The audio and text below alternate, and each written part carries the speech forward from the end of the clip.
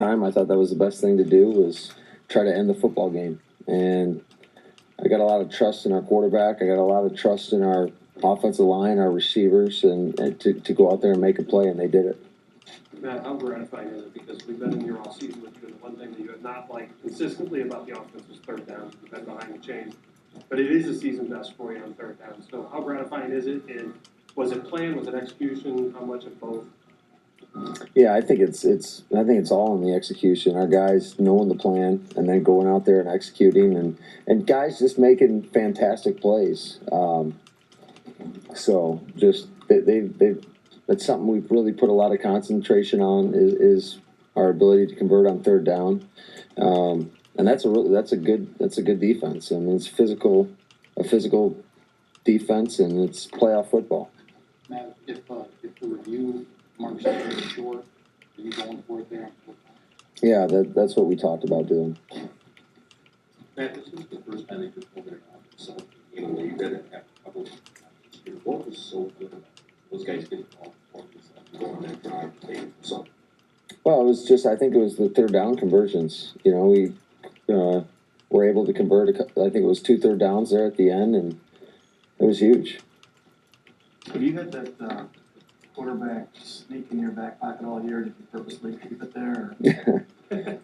Well, these guys like to tease Aaron quite a bit about the lack of QB sneaks that we've attempted. So, yeah, that's something that we've haven't had up too many times, but had it up for this game, and you know they went out and executed it. What'd you learn from the last trip off to San Francisco where they put it to you pretty good? I think there's a lot to learn. First of all, I mean, There's Matt LuFluer. There's a statue in Green Bay right of Lombardi and of Lambeau, and maybe Matt in bronze will look older. But right now, he looks like a guy who's first-year coach and maybe first year with his legal ID. The other side, Pete Carroll, one of the oldest coaches in the league, so he's been through a bunch of them, but I bet this one hurts just as much as all the rest of them that he's experienced in terms of the loss category. I'm so proud of this team. I mean, this is this team. The fans that follow us and watch us, they know, and you've seen this. And I hope at home that as it started happening, you can imagine it happening again, because we surely did. And I hope that it conveyed to the people that follow us and the 12s and the great following that we have.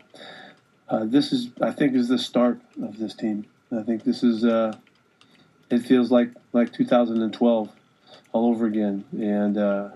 Y'all can, I don't want to talk about that game. You can go back and figure it out. But this was so similar. And, I mean, there was not a guy in that sidelines that we were connected to that thought we weren't going to win that football game. And all the way till we didn't. And that is what this thing has felt like the whole time, the whole year. And it's an amazing chemistry. And it's an amazing group, and the leadership, Bobby and KJ and Russ and Dwayne Brown. He did an unbelievable thing today to play in this football game. I don't know how he did it. Got operated on 3 weeks ago. Just the kind of stuff that these guys are made of. And so I'm really proud to be part of it. And I know that they're proud of each other as well. We're still terribly disappointed because we should still be playing. I mean, we were an inch a week ago. A couple weeks ago, and we were an inch on that one right there too. One way or the other, and that's how close it is sometimes. And so we have to make those inches become yards on our side and do better in a lot of ways. So I know it's pretty philosophical we're talking here, but if you got questions, I'll answer them. But I'm really I'm moved by these guys, and they lifted the whole spirit of how things were looking like they were going to go just because they just willed it. And so I thought Russell was phenomenal tonight. He did, he did everything he could have done, and I just thought his courage and his toughness showed up. His resolve to find ways was all over the field, running and passing. The throws that he made, the runs that he made, the escapes that he pulled off, and just always going to win is what he was doing, and it was awesome. It was awesome to watch him be part of it. So I'm really proud of him and the rest of the guys that fought for this. What do you got? Do you have any different rules from the grand third down catch, or we just hoping against those? No, my guys just were telling me it's short. It looked short, and had they called him short, then it would have been short. No, I mean, You know, it's the same thing last week. You called them a score, you let them score.